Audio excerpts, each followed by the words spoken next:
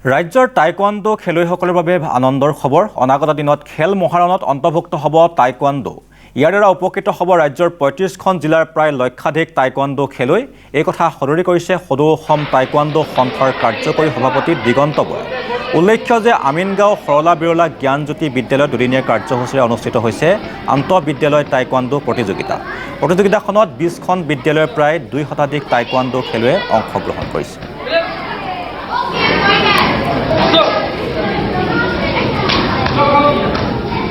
ৰাজ্যত যেহেতু খেল মহাৰণ চলি আছে আৰু সেই সময়তে আমিনগাঁৱৰ যি সৰলা বিৰলা জ্ঞানজ্যোতি আৰু জ্ঞানজ্যোতিত এক উত্তেজনাপূৰ্ণ টাইকোৱাণ্ডো খেল প্ৰতিযোগিতা চলি আছে। মই পোনপটীয়াভাৱে নিউজ লাইভৰ দৰ্শক দেখুৱাইছোঁ যে আমিনগাঁৱত থকা যি সৰলা বিৰলা এই জ্ঞানজ্যোতিত টাইকোৱাণ্ডো কম্পিটিশ্যনৰ ব্যৱস্থা কৰা হৈছে আৰু ইয়াতে মই কথা পাতিবলৈ যত্ন কৰিম। এই বিদ্যালয়ৰ যিহেতু অধ্যক্ষ আছে, মই কথা পাতিম যে ৰাজ্যত এতিয়া খেল মহাৰণ চলি আছে আৰু সমান্তৰালভাৱে আপোনালোকে যিহেতু ইয়াত টাইকোৱাণ্ডো প্ৰতিযোগিতাৰ আয়োজন কৰিছে, কিমানখন বিদ্যালয় আহিছে বা কিমান প্ৰতিযোগী আছে? এয়া আমাৰ দুদিনীয়া প্ৰতিযোগিতা। আমাৰ আজি আৰু কাইলৈ মিলাই পেলাই আপোনাৰ ২০০-২৫০মান প্ৰতিযোগিতা আহিব। প্ৰায় ২০খনমান স্কুল অলৰেডি ভাগ লৈছে আৰু কেইখনমান স্কুল আহিব লগা আছে।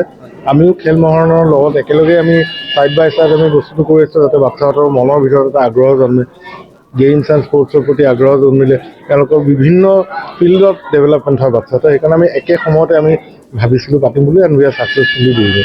আৰু নিশ্চিতভাৱে ৰাজ্যত যিহেতু খেল মহাৰণ আৰু সমান্তৰালভাৱে আমিনগাঁৱৰ সৰলা বিৰলাত এই পৰিৱেশ দেখিবলৈ পোৱা গৈছে। যিহেতু মোৰ সৈতে টাইকোৱাণ্ডো যিটো আমাৰ ৰাজ্যৰ যি সন্থা আছে তাৰে ৱৰ্কিং প্ৰেচিডেণ্ট আছে, মই কথা পাতিম যে মুখ্যমন্ত্ৰী ডক্টৰ হিমন্ত বিশ্ব শৰ্মাই খেলৰ প্ৰতি যথেষ্ট আগ্ৰহ দেখুৱাইছে, ব্যৱস্থা লৈছে, তাৰ মাজতে খেল মহাৰণৰ ব্যৱস্থা কৰিছে আৰু যিহেতু ৰাজ্যত খেল মহাৰণ চলি আছে এই সমান্তৰালভাৱে আমিনগাঁৱত যিটো পৰিৱেশ দেখিবলৈ পোৱা গৈছে, কি ক'ব?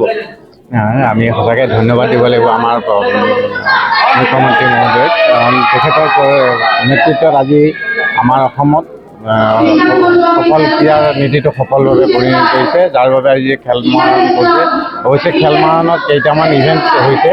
অনাগত দিনত আমি টাইকোৱাণ্ডো আমাৰ ইনভলভ হ'ব বুলি আমি দৃঢ় বিশ্বাসী, কাৰণ আমাৰ এই লেভেলত কথা চলি আছে। হয়তো পৰৱৰ্তী পৰ্যায়ত আমাৰ টাইকোৱাণ্ডো খেল মহাৰণৰ অন্তৰ্গত হ'ব। আৰু সেয়ে কিন্তু আজি সৰলা বিৰলাত 3rd ইণ্টাৰ স্কুল চেম্পিয়নশ্বিপ হৈছে। এখেতসকলৰ যিটো ফ'কাছ, মানে এই স্কুলখনত মই এটা কথাই জানো যে তেখেতসকলে গোটেই অকল এইটো বুলিয়ে নহয়, সকলো ইভেণ্টতেই তেখেতসকলে জড়িত হৈ আছে। আৰু ইয়াৰ পৰা যিখিনি ল'ৰা ছোৱালী ওলাইছে আমাক অসমকো প্ৰতিনিধিত্ব কৰিছে। আমি সঁচাকৈ সুখী যে এই চাব জুনিয়ৰ লেভেলৰ পৰা যিখিনি আহিছে, এই কাৰণ অনাগত দিনত এই ল'ৰাখিনিয়ে আমাক নেতৃত্ব দিব, মানে আমাৰ সফলতা কঢ়িয়াই আনিব। আৰু আজি ইয়াত যিমানখিনি স্কুল আহিছে ক্ৰমান্বয়ে বাঢ়িছে, যোৱাবাৰতকৈ এইবাৰ বাঢ়িছে, অহাবাৰ আৰু বাঢ়িব। এতিয়া আমাৰ 250 ষ্টুডেণ্টে ইয়াত পাৰ্টিচিপেট কৰিছে, অহাবাৰতো আমি 400মানলৈ আশা কৰিব পাৰোঁ নিশ্চিতভাৱে। আৰু যিহেতু ইয়াতে উত্তেজনাপূৰ্ণ খেল চলি আছে, মই এই সুন্দৰ পৰিৱেশ দেখুৱাইছোঁ আৰু ৰাজ্যত যিহেতু খেল মহাৰণৰ সমান্তৰালভাৱে এই পৰিৱেশ ইয়াত দেখিবলৈ পোৱা গৈছে। এগৰাকী প্ৰাক্তন টাইকোৱাণ্ডো খেলুৱৈ আছে বাইদেউৰ লগত কথা পাতিম। বাইদেউ, কি ক'ব? আজি যেতিয়া সুন্দৰ পৰিৱেশৰ মাজত আপোনালোকে টাইকোৱাণ্ডো খেল প্ৰতিযোগিতা আয়োজন কৰিছে আৰু আপুনি নিজেও ৰাজ্যৰ এগৰাকী প্ৰাক্তন টাইকোৱাণ্ডো খেলুৱৈ, কি ক'ব?